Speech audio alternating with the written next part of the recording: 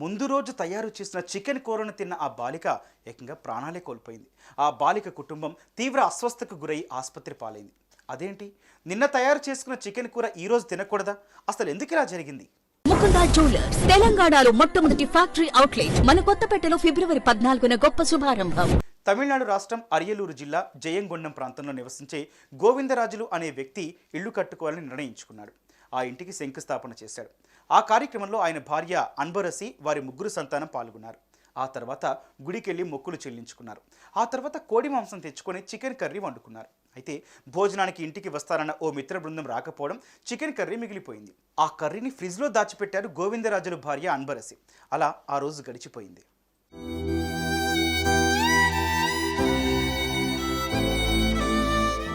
ఆ పక్క రోజు మధ్యాహ్నం ఫ్రిడ్జ్లో పెట్టిన చికెన్ కర్రీని బయటకు తీసి కాస్తంత వేడి చేసి ఆ కుటుంబం అంతా తినేసింది.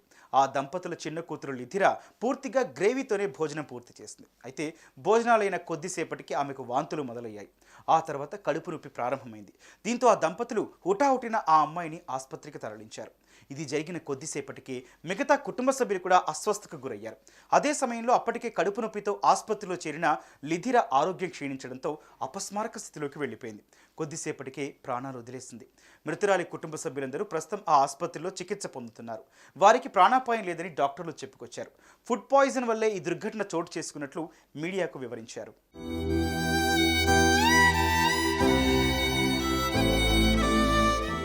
నిన్న మొన్న తయారు చేసిన కూరల్ని ఫ్రిడ్జ్లో పెట్టుకుని తినడం, చేపల పులుసు అయితే ఏకంగా ఓ రోజు నిల్వ ఉంచి తినడం కొందరు చేస్తుంటారు.